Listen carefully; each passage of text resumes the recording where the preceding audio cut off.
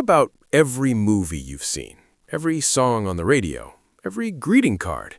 The world seems obsessed with finding the one. We're conditioned to believe that falling in love is a universal milestone, as fundamental as learning to walk. But what if that video doesn't fit everyone? What if someone has never been in love? This isn't about being picky or bitter or broken. It's a real, fascinating psychological experience that often goes unspoken. Today, we're going to dive deep into the psychology of those who've never felt that overwhelming romantic connection. We'll explore the underlying reasons, shatter some major myths, and ultimately challenge how we all define a fulfilling life. Before we begin, I want to ask you, if you're watching this and you've never felt romantic love, or you know someone who hasn't, I want you to drop a comment below. Just say, "I get it," or "still waiting." Let's create a space to talk about this right now. All right, let's clear the air. When people hear someone has never been in love, certain assumptions immediately pop up, and frankly, most of them are wrong. Myth number 1, they're broken. This is the big one. The implication that without romance, your emotional spectrum is incomplete. Psychology tells us this is simply not true. Emotional depth can be channeled into friendships, family, creativity, and career just as fully as into romance. Myth number 2, they're afraid of commitment or intimacy.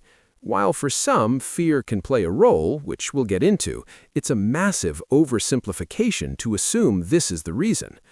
And myth number 3, they're selfish or incapable of giving love. People who haven't felt romantic love are often incredibly loving friends, dedicated family members, and passionate advocates for causes. Their capacity to care isn't the issue. So if it's not these stereotypes, what is it? Let's break down the actual psychology. Unpacking the psychology. Core themes. 1. Different attachment styles. This is foundational in psychology. Attachment theory suggests our early relationships with caregivers shape how we connect later in life. People who have never been in love might lean towards an avoidant attachment style. They value independence and self-sufficiency highly, and deeply intimate romantic connections can feel threatening to their sense of self. They're not afraid of love, but their baseline setting prioritizes autonomy. Or some might have a fearful avoidant style, deeply wanting connection but instinctively pushing it away because they fear hurt. 2. Priorities and sequencing. Life isn't a linear timeline for everyone. For some, the traditional sequence of education, career, partner, family isn't the priority. They might be deeply focused on personal growth, ambitious career goals, travel, or even spiritual exploration. Their emotional energy is fully invested elsewhere, and the romantic window simply hasn't opened, or maybe it's a different shape altogether. 3. The low romantic intensity spectrum. Here's where it gets interesting and slightly less diagnosable. Some people simply operate with a lower natural drive for romantic intensity. Think of it like flavor palettes. Some crave spicy food, others prefer subtle flavors.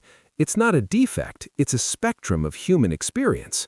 They might experience deep affection, strong companionate love for friends, but that burning passion, that falling feeling just isn't their natural emotional setting.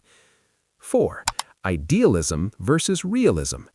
Conversely, some people are hyper-aware of the realities of relationships.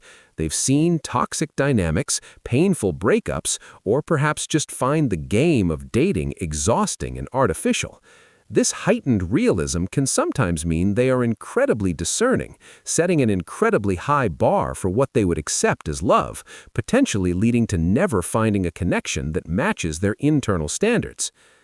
The Aromantic Spectrum, a special distinction. Now, we absolutely must talk about something that is crucial to this conversation and often overlooked, the aromantic spectrum. Some people who have never been in love identify as aromantic. This is an orientation, not a phase or a psychological block. Aromantic individuals experience little to no romantic attraction to others. This is different from attachment issues or different priorities. For an aromantic person, that impulse to pursue romantic partnerships simply isn't there, and they can live perfectly happy, fulfilling lives without it. Understanding this distinction is vital. It moves us away from trying to fix something or looking for causes and towards respecting identity and orientation. If you want to learn more about aromanticism, I highly recommend checking out resources from the aromantic community. I'll link some in the description. Navigating the world and the emotional experience. So, what is the experience like? Living in a world that constantly glorifies romance can feel isolating. You might feel like you're missing a key or watching a movie that everyone understands except you. The social pressure to couple up can be relentless, from nosy relatives at Thanksgiving to the assumptions built into tax forms and insurance. There can be moments of profound loneliness, yes, but it's crucial to separate loneliness from lovelessness. Being without romantic love does not mean being without love itself. The silver lining, this path allows for incredible self-discovery. Without the focus on finding a partner, individuals often develop remarkably strong self-reliance, pursue diverse passions, and cultivate deep, enduring friendships that become their primary support system. The broader picture, redefining love. Ultimately, the psychology of those who've never felt romantic love challenges us all to broaden our definition of a meaningful existence. Is romantic love beautiful? Absolutely. But is it the only path to fulfillment? A resounding no. Think about the different types of love recognized throughout history. The Greeks had different words for it: Philia, friendship; storge, familial love; agape, unconditional, universal love; and Eros, romantic love. Our culture tends to prioritize Eros above all else, but that's a narrow view. Someone who has never felt Eros might be overflowing with Philia, storge, and agape. Their lives are not empty, they are full of love, just not the specific kind we're taught to prioritize. So whether you're here because you've never felt romantic love or you know someone who hasn't, I hope this exploration has offered some clarity, validated your experience, and perhaps shifted your perspective. There is no single correct way to experience emotion or navigate relationships. Human psychology is vast and varied, and not every story follows the standard romantic arc. If you found this video insightful, please hit that like button. It really helps the channel. And finally, let's keep this conversation going. Share your thoughts in the comments below. What did you learn? What questions do you still have? Let's learn from each other. Thanks for watching, and I'll see you in the next video.